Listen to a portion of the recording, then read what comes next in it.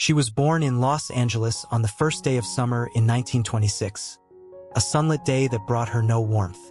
Her name was Norma Jean Mortensen, and from the very beginning, she was alone. She never knew her father. Her mother, Gladys Pearl Baker, hovered on the edge of madness, gripped by terrifying bouts of schizophrenia that repeatedly pulled her away from reality, leaving her daughter to face the world on her own. For Norma Jean, the idea of home was never solid. She drifted from place to place like a tumbleweed, never staying anywhere for long. Before she even turned 12, she had already passed through more than a dozen foster homes, shelters, and unfamiliar voices. Her childhood was marked by constant uncertainty, and within that uncertainty were darker moments, fragments of experiences she would only later hint at, heavy with the unspoken trauma of abuse. Yet even in that bleak and unkind reality, Norma Jean found a refuge: cinema. In the shadows of movie theaters, among flickering lights and shifting images, she discovered another world. A world where women were admired, powerful, and loved. She clung to these visions, drinking in every frame, dreaming not just of appearing on screen, but of being seen, truly seen, in a world where anything felt possible. For a brief time, a sense of sanctuary entered her life in the form of Grace McKee, a friend of her mother's who took Norma in and encouraged her love of film. Grace believed in glamour and style, and in the quiet, uncertain girl, she saw something others overlooked: a fragile yearning for light, recognition, and love. But even this safe harbor didn't last. When Grace could no longer care for her, Norma was once again thrust back into the cold machinery of the system. A shelter that didn't see a child, but a soul losing faith in its own worth. At 16, desperate to escape the revolving door of foster homes, she married. Her husband, James Doherty, a neighbor 5 years her senior, offered her a roof, protection, and quiet routine. But their union was not built on love. It was a mutual understanding. He wanted a homemaker. She wanted out and dreamed of the spotlight. His vision of the future was simple and traditional. Hers shimmered with an unnamed brilliance, something distant but irresistible. This is how the story began. A story that would one day resemble a fairy tale, though its roots were tangled in shadows. The girl called Norma Jean, who would become Marilyn Monroe, already understood that her path would not be easy. And yet, she followed it, step by step, holding on to her dream like the only light in a long, dark night. At the height of World War II, while countless men were sent to the front lines, she remained behind, one of millions of women whose hands carried the weight of war. She stood by an assembly line in a munitions factory, dressed in a work jumpsuit, a scarf tied around her hair, and a look of quiet determination in her eyes. Her name was Norma Jean, not yet a star, not yet the dream of millions, just a young woman with a difficult past and a fragile hope for something better. Then one day, amid the clatter of machinery and the scent of gunpowder, a photographer noticed her. It was just a random shot, but that photo would spark something extraordinary. It marked the beginning of her transformation, a new life, a new name. That was the moment Marilyn Monroe was born. By the 1950s, she had ascended to Hollywood's Olympus, radiant, dazzling, the very embodiment of post-war America's dream. Gentlemen Prefer Blondes, How to Marry a Millionaire, The 7-Year Itch, these films turned her into a cultural icon. But behind the glamorous gowns, brilliant smiles, and perfectly lit close-ups, there was a longing for something real. She didn't want to be just another pretty doll in someone else's play. Marilyn yearned to be a true actress. She studied with the best, including Lee Strasberg at the Actors Studio, absorbing every word, every glance, every movement like someone parched for meaning. She fought against the roles forced on her by studios, against the dumb blonde cliché, against critics who doubted her, and perhaps most of all, against her own fears. Her love life was no less dramatic than the films she starred in. Her first attempt at building a family collapsed under the weight of incompatible dreams. Her husband, Doherty, wanted a quiet, stay-at-home wife, but Marilyn already sensed her path lay beyond the kitchen and the bedroom. She dreamed of a world where she could be a woman, an artist, and herself. That marriage ended in 1946, just as the world began to recognize her face. Her second marriage, to baseball legend Joe DiMaggio, seemed like a fairy tale. But pain lingered there, too. They both sought closeness, but couldn't find it in each other. He wanted to shield her, to pull her away from the spotlight she was drawn to. But she lived for that light and paid a high price for it. Fame, the adoration of millions, the flash of cameras, golden awards. None of it could quiet the voice of loneliness within her. Behind the sex symbol was a woman who longed for love, for respect, for someone to truly see her without makeup, without the mask. Marilyn Monroe's life wasn't just a story of stardom. It was a chronicle of struggle. A woman who built herself, day by day, despite fear, despite pain. Her name was Norma Jean, but the world remembers her as Marilyn. Not for her smile, but for the strength it took to hide the sorrow behind it. One sweltering Hollywood evening in the summer of 1954, a love story began. One that still echoes like a classic ballad of passion, heartbreak, and unresolved contradictions. Joe DiMaggio, the baseball legend, and Marilyn Monroe, the cinematic icon and embodiment of femininity, found themselves swept up in a whirlwind of emotion, affection, and intense public scrutiny. He adored her, deeply, with the quiet, iron-bound devotion of an old-world man shaped by Italian traditions. But love, no matter how powerful, cannot always silence the battles we fight within ourselves. Joe came from a world where women belonged to the home, not the spotlight. A world where intimacy wasn't meant for flashbulbs and headlines. So when Marilyn's white dress famously lifted over the subway grate during the filming of The 7-Year Itch, something broke inside him. Not because he loved her any less, but because he couldn't bear to share her with the world. Their marriage lasted just 9 months, yet even after the door to their home closed, Joe's feelings for her remained wide open, an unhealed wound.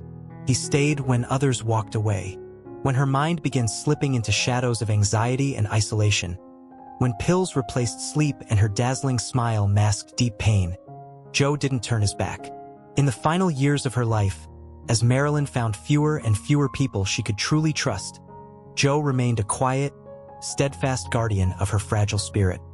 He arranged her funeral with dignity and simplicity, exactly as she would have wanted. And for 20 years after her death, he sent fresh red roses to her grave, not as a spectacle, but as a living memory of a love even time couldn't fully erase. Then came Arthur Miller.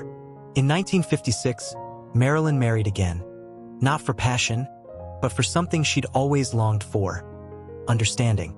Arthur was different, thoughtful, reserved, with eyes that didn't burn with desire, but with curiosity. He saw her not as a star, but as a human being. In his intellect, she hoped to find safety in his depth, a kind of rescue. But even the sharpest minds can't always heal the soul. Her insecurities, her belief that she wasn't smart enough, not worthy enough, slowly poisoned their relationship. The inner chaos Arthur once accepted with compassion began to wear him down. And then came the silent tragedies. Multiple miscarriages that turned their dream of a family into a fading illusion.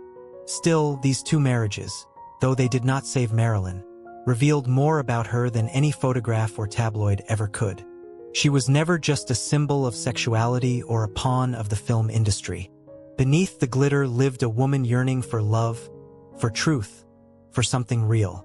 And the men who stood beside her, each in their own way, tried to offer her that. But perhaps they all realized too late that behind the name Marilyn Monroe stood Norma Jean.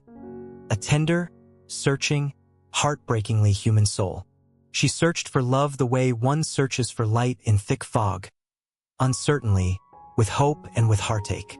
Marilyn Monroe, the dazzling star of Hollywood, the embodiment of beauty and desire, was, in truth, a woman trembling with vulnerability, fragile in her dreams, and profoundly alone in reality.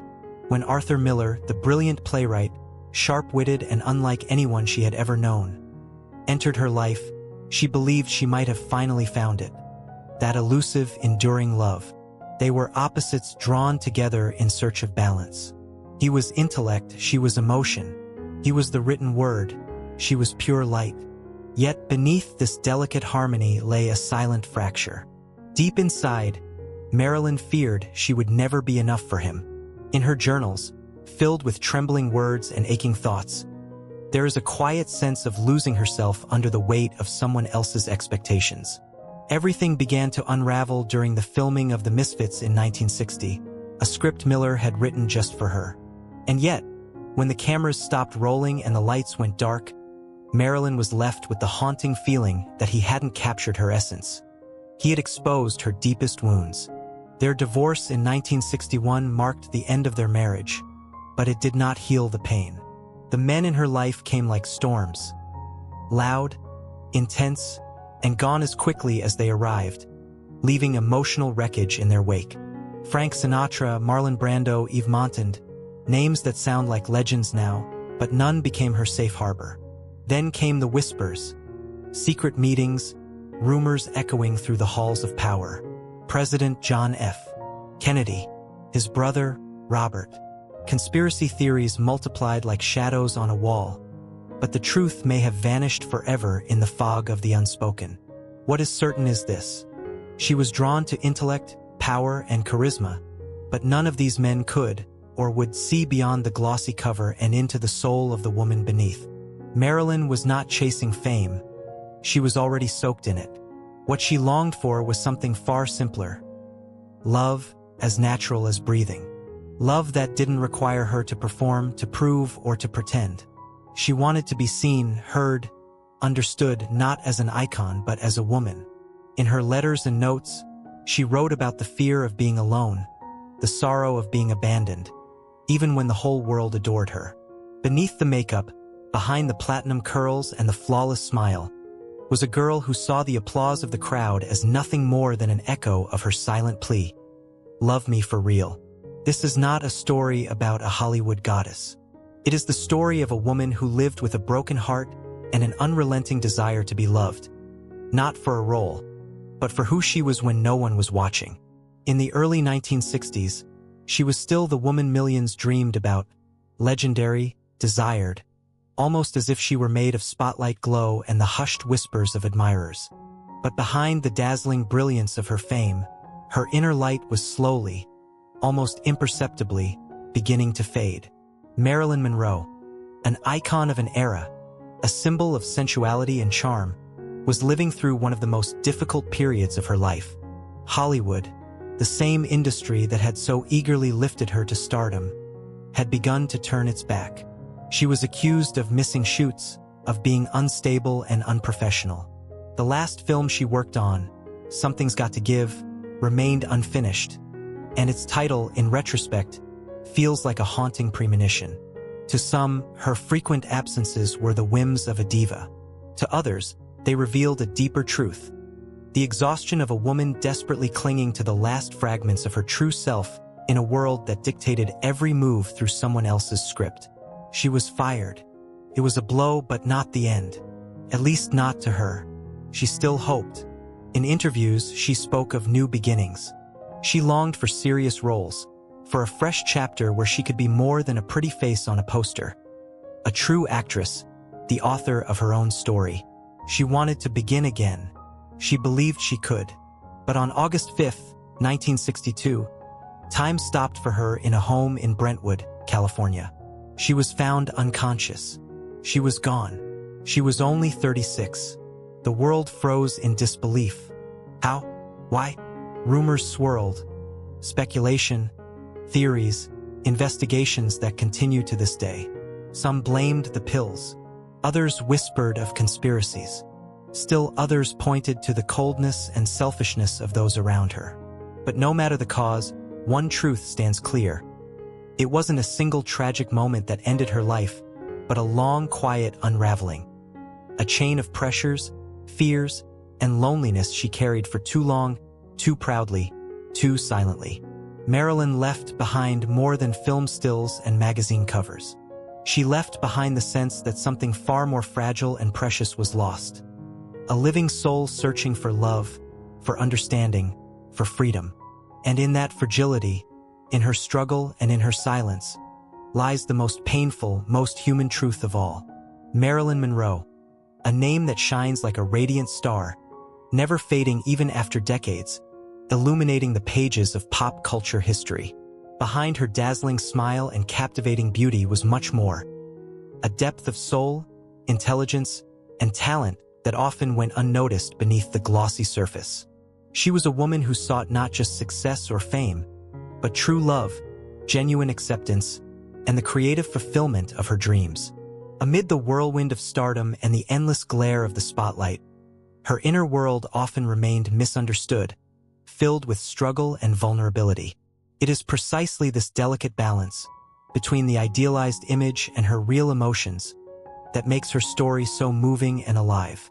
Marilyn is not just a symbol, but a person whose life invites reflection, empathy, and connection. This is who she is, eternal and mysterious, continuing to captivate hearts even today.